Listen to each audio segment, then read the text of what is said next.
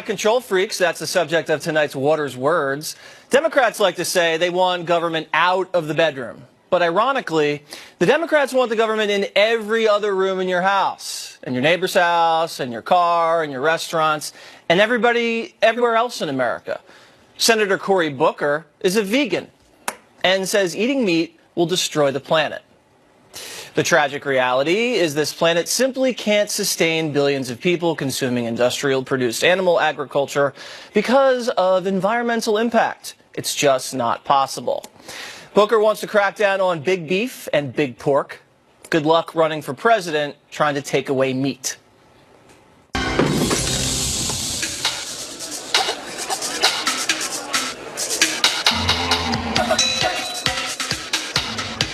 Bon appetit. Speaking of meat, Alexandria Ocasio-Cortez and her Green New Deal sets a goal to eliminate cow flatulence. She also wants to abolish air travel. Got that? Democrats want to get rid of airplanes and hamburgers. But it gets worse. San Francisco Democrats considered banning pets. Dogs, cats, birds, hamsters. Animal activists wanted to even ban the sale of goldfish. Good morning, Gil. I said good morning, Gil. Democrat Congressman Raul Grivala tried to remove the words, quote, "so help you God," from the oath that witnesses take before testifying. That's right. Democrats want to remove God from Congress. Enter the word police. Apparently, the word man is now offensive. In New York, Democrats want to change the words fireman and policeman to more gender-neutral terms like firefighter and police officer. California politicians just banned the use of he and she during committee hearings.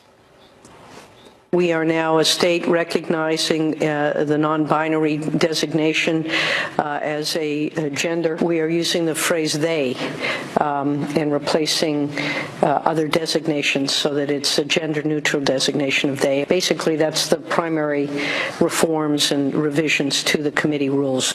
Sheila Jackson Lee wants to ban the word welfare. Liberal atheists have been trying to ban the phrase Merry Christmas, as you know. Illegal aliens has been changed to undocumented immigrants. And we know President Barack Obama refused to say the words radical Islam. Liberals have tried to get rid of football, Happy Meal toys, plastic straws, and even large sodas. Hey, guys. Oh, big gulps, huh? All right. Well, see you later. They don't want you to drive an SUV. They don't want you to light fireworks or even listen to Ben Shapiro. College campuses continue to shut down poor little Ben Shapiro from even speaking. Bloomingdale's was forced to remove a T-shirt that said fake news because a sniveling little reporter said it was hurtful. Now, I don't know about you, but I'm sick of liberals telling us what to wear, what to say, what to drive, what to eat, and who to listen to. Take a look at a liberal. Does it look like they know what they're doing? Why do we even have to listen to these people? It doesn't look like they know how to control their own lives, let alone how to control yours. Here with reaction, Florida Congressman Matt Gaetz. So, Congressman, enough with these people, you know what I mean?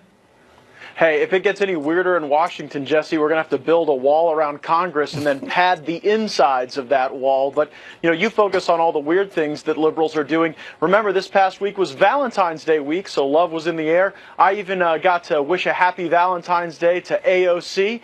And I hope that she finds love that burns so bright that it's illegal under the carbon emissions of the standards of the Green New Deal. So, did you send AOC like a little card, or did you give her one of those little candies that say I love you? I just told her that, my love for her was so rich that she'd probably want to tax it at 70%. I mean, Republicans love AOC. She's the gift that keeps on giving. Let's go to another gift that keeps on giving. Andrew McCabe, certified liar. He gave a big interview on 60 Minutes because he needs to make money and sell books because he's probably going to go to jail. And this is what he said, basically admitting that he was investigating the President of the United States early on. Roll it. I met with the team investigating the Russia cases, and I asked the team to go back and conduct an assessment to determine where are we with these efforts and what steps do we need to take going forward. I was very concerned that I was able to put the Russia case on absolutely solid ground in an indelible fashion, that were I removed quickly or reassigned or fired, that the case could not be closed or vanish in the night without a trace. So Trump fires James Comey, which the Democrats would have done if Hillary were elected. And this guy McCabe launches a counterintelligence investigation against the President of the United States, an obstruction investigation against the President of the United States, and then starts rounding up other administration officials to see if they could invoke the 25th Amendment, administrative coup, and talking with other high-ranking officials about wiring themselves to speak to the President and secretly record him. Is this the deep state? This is an admission he's deep state. It most certainly is. A year ago, I said that there were unelected bureaucrats planning a coup against the president who was duly elected. The mainstream media widely panned me for those comments, and now that very same mainstream media is covering the fact that Andrew McCabe is saying that unelected bureaucrats were conspiring to oust the president of the United States. You'll also remember that Jim Baker, who was the top lawyer at the FBI, confirms McCabe's accounts and says that Rosenstein did want to wear a wire on the president. And you'll also remember that Peter Strzok and Lisa Page were texting each other 10 months into the investigation that there was no there. There was no evidence of collusion. And McCabe's admission is crazy. He wanted to establish an investigation that was unclosable, even if there was no evidence. That's not justice. That's a politicized FBI. All right, and the Senate Intelligence Committee, after 2 years, just came back with their report on Russian interference and so-called collusion, found no collusion between Trump and Russia. And you know what the networks did?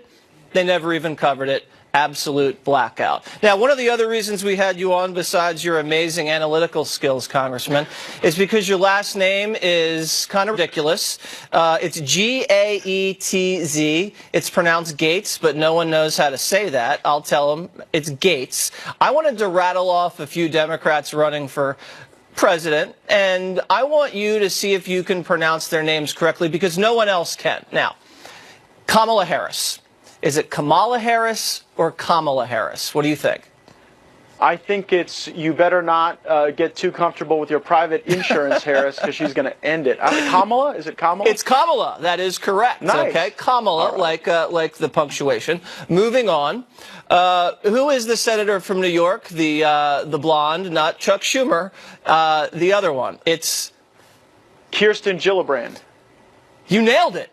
How did you know that? Kirsten, not Kirsten. I feel like we should pay her some attention because the national media never does when they talk about serious contenders for the presidency. So we should at least get her name right. I know. This is the most press she's ever gotten on Water's World right here. Right. All right, so Kirsten Gillibrand. Not Gillibrand, it's a soft cheat. Now, the Minnesota woman who apparently throws shoes at her staff, Amy... Snow Globe Klobuchar? Klobuchar. I had too much shear on the char. Yeah, too much shear. Okay, Klobuchar. That no one's going to ever get that name wrong. Right. Moving on. Well, no Ready? one's also going to vote for her, so I don't think it'll be too much of a miss. They're only going to be mispronouncing her name for a very short period of time. That's right. Till the Iowa State Fair. That's right. Now, John Hickenlooper. You don't even know who that is. Hickenlooper? Yes, John Hickenlooper. That's the governor in Colorado, right? That's right. That's right. We don't know if he's high or not. They got so much legal cannabis in Colorado, nobody's going to be able to pronounce that name. That's right. The good thing he's not a write-in. He wouldn't get any votes. That's right. All right, last one. Now, this tripped me up because I've been pronouncing this guy's name wrong from the jump. It's Beto O'Rourke. Not Beto, it's Beto. Did you even know that? I did. I was on committees with Beto, and Beto decide whether or not he's going to run for president or not, because the field's getting pretty crowded. Okay, and then lastly, you know, the senator from, I think it's Ohio, Brown is the last name. Is it Sherrod? Is it Sherrod? Do you know? Sherrod Brown? Sherrod Brown. You know, you're better. You know, I know why you did so well is because everybody mangles your name, so you have to really get everybody else's name right. I try to remind them. It's like open gates, Jesse. All right. Easy to remember. All right. Matt Gaetz, there he is, everybody. Thank you. Thank you. 3 freshman Democrat congresswomen are making a bad first impression with not just Republicans, pretty much everybody. Politico taking note. Quote, the Republican Party has a new trio of Democratic villains. Rashid Tlaib, Congresswoman Omar, and Alexandria Ocasio-Cortez. The GOP strategy risks a backlash. A party that has problems with women and minorities continues to focus its attacks on women of color, even as the freshmen say they're not surprised by it. Joining me now, Trump 2020 campaign senior advisor Katrina Pearson and RNC spokeswoman Kayleigh McEnany. All right, ladies, so I had a problem with this Politico report because they said, you know, the Republicans, they're moving away from Nancy Pelosi as, you know, just demonizing her because they did that in the midterms. There's other women that are now coming up, and they're making so much controversy with these radical proposals and things they're saying that are anti-Semitic and whatnot, that Republicans are targeting them. But Republicans better be careful, according to the media, Kayleigh, because you don't want to ever criticize someone who is a female or a minority. That might make you look mean.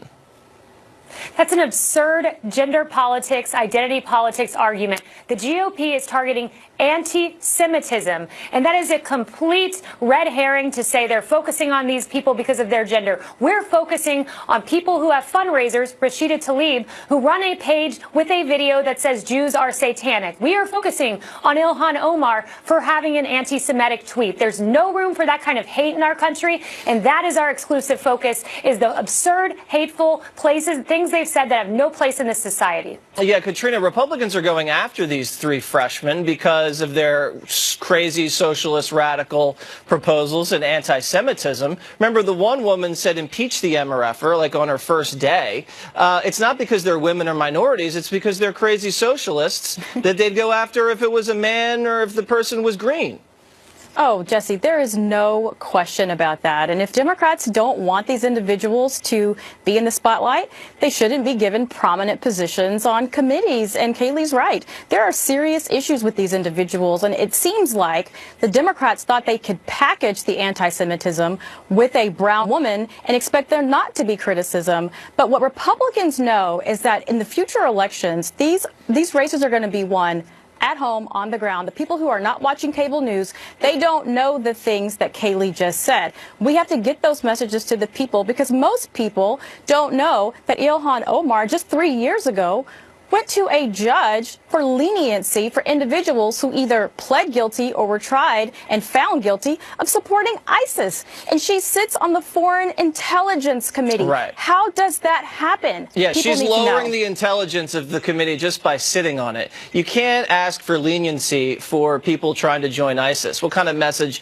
does that send? And they use their, I guess, identity as a sword and as a shield because, you know, they attack you with it. And then if you attack them back, they say, oh, no, you can't criticize me. You're just criticizing me because I'm a woman or I'm a minority. Here was Representative Omar, kind of a nasty little exchange with Mr. Abrams, who has done a lot for American foreign policy over the years. Let's roll the tape. I fail to understand why members of this committee or the American people should find any testimony that you give today to be truthful. If I could respond to that. It wasn't a question. Yes or no, would you support an armed faction within Venezuela that engages in war crimes, crimes against humanity or genocide, if you believe they were serving U.S. interests, as you did in Guatemala, El Salvador, and Nicaragua? I am not going to respond to that question. I'm sorry. I don't think this entire line of questioning is meant to be real questions, and so I will not reply. Okay, so there she is, really, really humiliating herself out there. I believe this person isn't going to stop. And she's going to keep making news. She's going to keep saying anti-Semitic things. And we know that, Nancy Pelosi tried to cut her out And I don't think she got the message. I'll give you guys the last word, 30 seconds. Absolutely, she did not get the message. It's why she's slated to speak beside someone who promotes anti-Semitism in the coming months. She didn't get the message. She's going to keep saying these things. But make no mistake, and I'm sure Katrina would agree, these 2020 contenders bow down to her. It's why Bernie Sanders privately called her in the background saying, I support you, amid her tweet that was anti-Semitic. The 2020 contenders cower to these individuals. I think I know why, Katrina. It's because the leadership of the party wants these, young radicals out there. They take all the heat, but they're just saying the things that I think a lot of the rest of the party truly believe or maybe say behind closed doors. 10 well, seconds. I mean, silence is consent, Jesse. You know, when you traffic in identity politics and class warfare, eventually you're stuck with it. But the American people are going to reject it because where we are today with these radicals is completely absurd and against the democracy that we're in. All right, ladies, thank you guys very much. Exactly right. Thank you. Empire actor Mr. Smollett mad that people think his case is a hoax. All right, 2 law enforcement officials will debate that later. But up next, Tomi Lahren with some exclusive footage on the U.S.-Mexico border. Have a national emergency, and we will then be sued, and they will sue us in the Ninth Circuit, even though it shouldn't be there. And we will possibly get a bad ruling, and then we'll get another bad ruling, and then we'll end up in the Supreme Court, and hopefully we'll get a fair shake, and we'll win in the Supreme Court, just like the ban. President Trump declaring the situation at the border a national emergency to fund the border wall and predicting the legal fight ahead. With all the fighting in Washington, not many people realize just how dangerous the situation is for the border agents on the ground. Tomi Lahren got a first-hand look for Fox Nation. This area right now, this is our border protected by this barbed wire fencing and, wood. Would this area be suitable for fencing if you could afford fencing to put here? The way the terrain's set up, it's viable to construct border fencing in this area. We had learned over the years that when we put a solid barrier we couldn't see through, our adversaries, whether it be drug smugglers, illegal aliens, or smugglers, would hide behind them and then use it to basically assault our agents, throw rocks at our agents, or just hide like lots and lots of people and then all at one time run across. Would this then line your border? One of these prototypes would then line your border? That design right there is basically what we're looking at going forward. This is inhospitable terrain, not only for them, but also for us. It's difficult for us to deploy technology into these areas.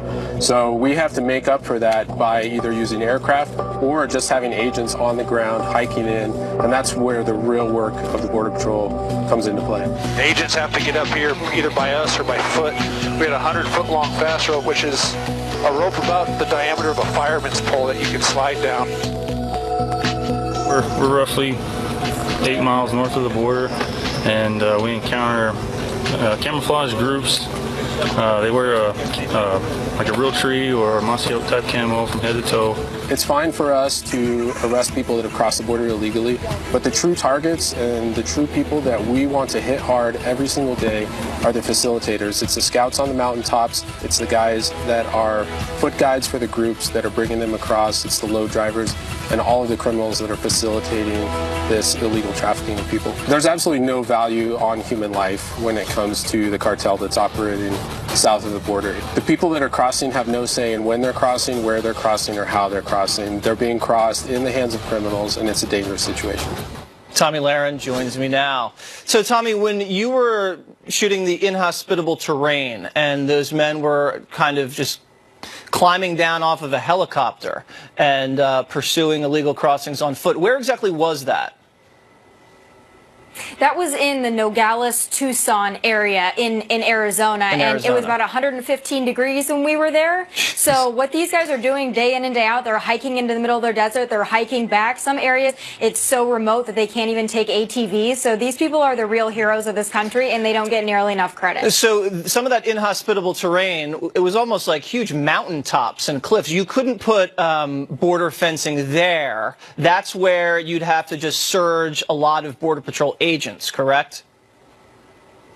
Yeah, and so that's what I asked them about, because obviously that area is not really suitable for a lot of fencing or a wall. But if we have wall in other places where we can put a wall, then our agents can focus on those remote areas. Exactly. So when I went there, I asked them time and time again, does a wall work? And they said, we need a wall because then we can focus on these areas and we don't have to be sitting there worrying about people running across, and we can divert our efforts. It really makes sense, but the Democrats can't seem to get it. Yeah, they don't want to listen to the experts. They think they know better than the people on the ground.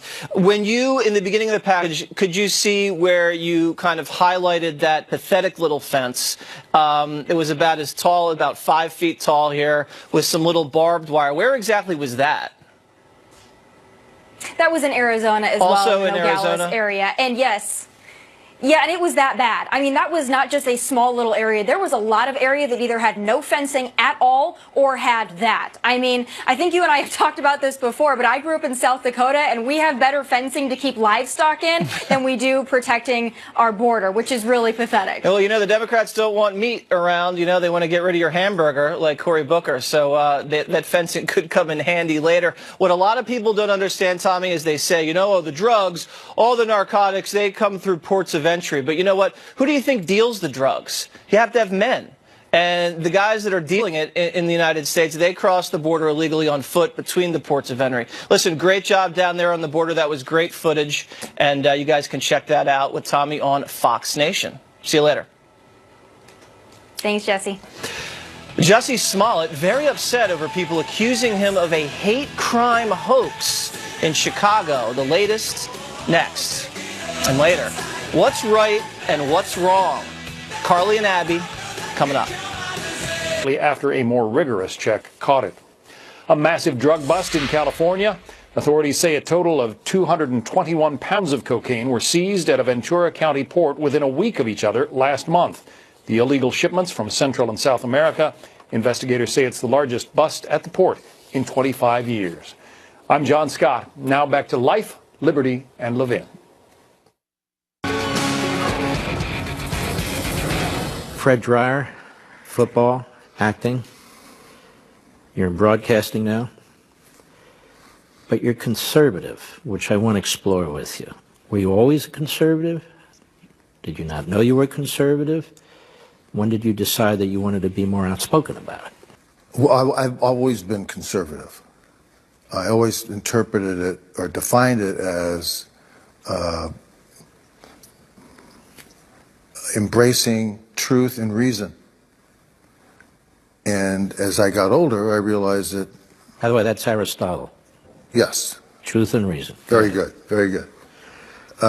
So I realized that probably of the political entities, probably the Republican Party is best for me to look to see what they're saying. It wasn't that I was eager to join, to be a part of it. I was very skeptical. I don't like joining stuff. Yeah, I'm with you. I don't want to say I'm a Democrat. I talk to these people all the time. I'm a Democrat. So what? Can you think for yourself? What do you think? Give me your opinion about that. Well, we believe. Forget it. So I thought that the Republican Party might be the best place for me to find a conversation, not to get a Republican badge, to be invited to a luau someplace, So I got to the feeling that my interests politically were based on those that believed as I did. I wanted to talk to like-minded people. It's not that I have a political ebb and flow to the things I believe in. It's just that 2 and 2 is 4. It's not 5, and it won't be 5 anytime soon. And so don't ask me to pretend we're going to have a conversation in group therapy with being a Republican. So you decided you were going to be a Republican during Reagan's presidency? It was when Reagan was governor of California. This is when I was in college. This is in 67, 68, right around that. I was attracted to him and the things he said, and the fact that he went to Cal Berkeley one day and got up on the steps of the administration and told these punks to get back to class. You know, once a politician now breaks the wall, you know, of being, you know, talking to me in a stern parental way, I have to now say, hey, oh, wait a minute, I want to hear more about what this guy has to say. And I eventually met him, and Maureen was running for office with Congress in Los Angeles. She invited me to come on down to the rally, so I did, and her dad showed up. He got out of the car and went, God, it's so great to see you. We started talking about the Rams and, you know, all the great games that we played and so forth and so on. And it was great to meet him. But for the most part, you know... you liked him. I really liked him. He was common sense and reasonable, not unlike Trump.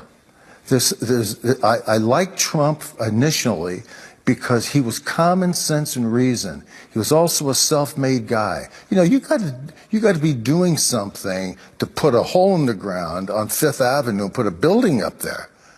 I mean, you know, they got helicopters landing on that thing all the time and people coming in and out and all around, and that's only one building.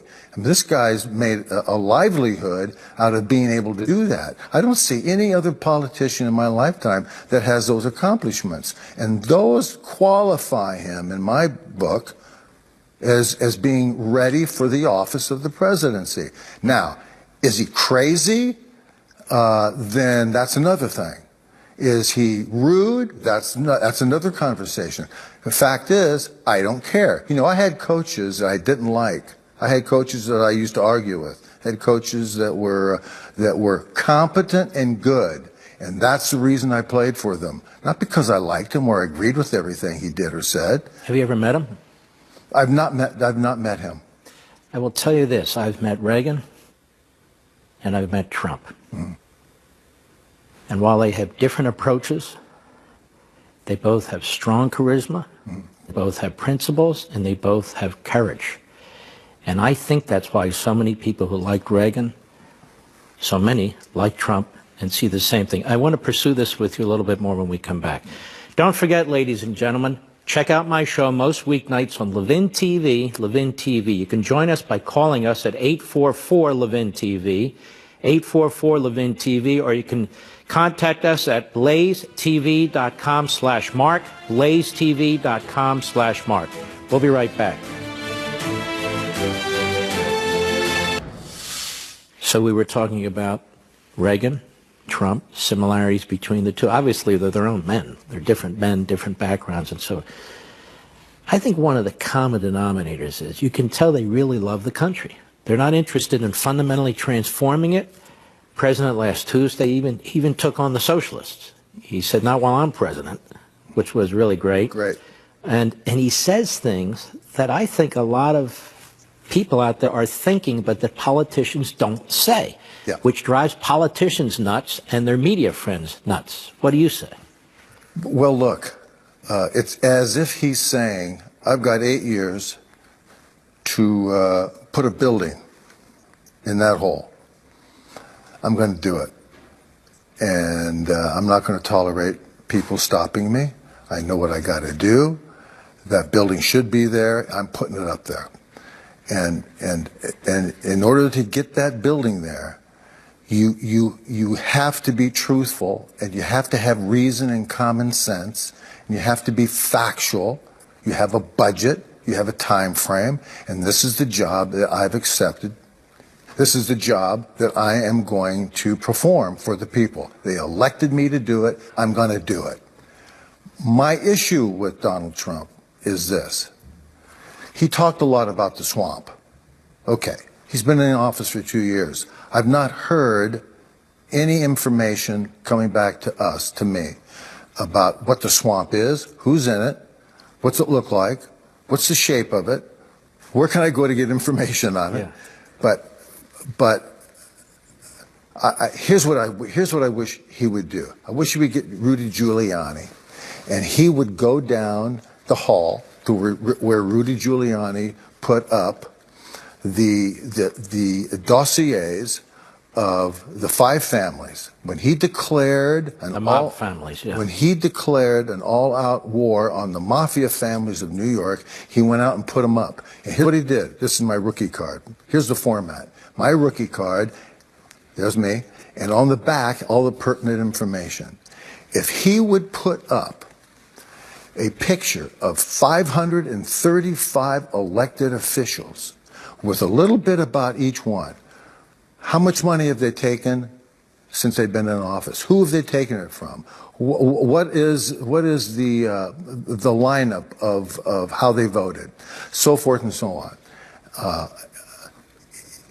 And exploited who these people are.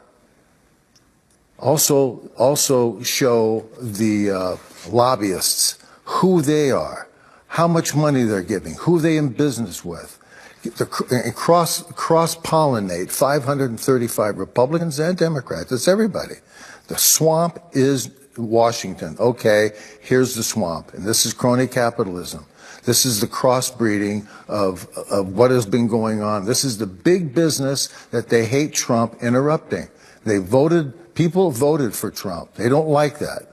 The powers that be, the elites don't like the fact that Trump has a relationship with the American people that the individual parties don't. And the Clintons are finished. And if they would have hired, if Trump had hired a better attorney general who wouldn't recuse himself. By the way, he had to know he was going to recuse himself. He took the job anyway. It's really unconscionable on Seddon's part.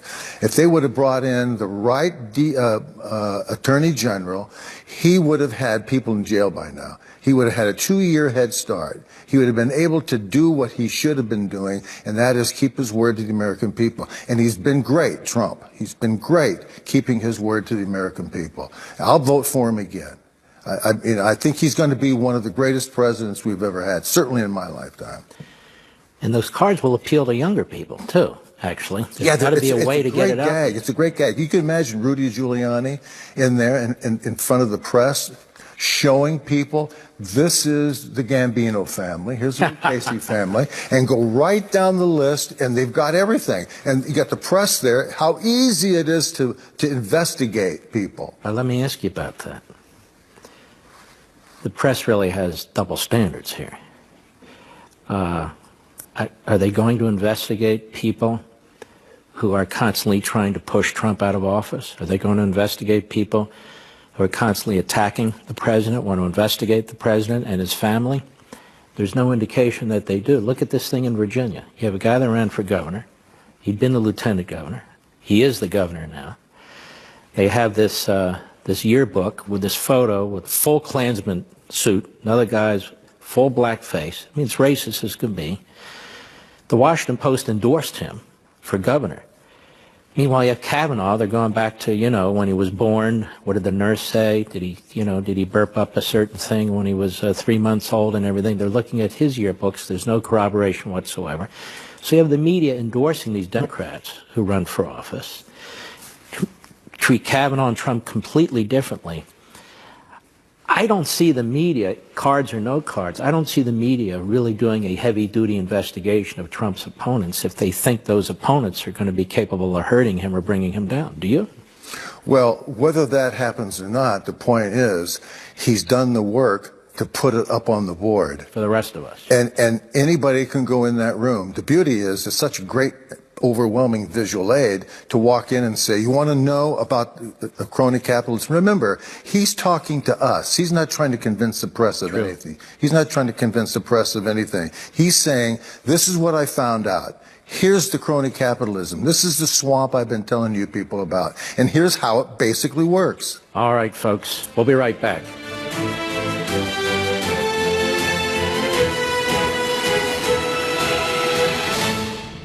Mentioned earlier that you were attracted to the Republican Party. Reagan was governor. Reagan was president.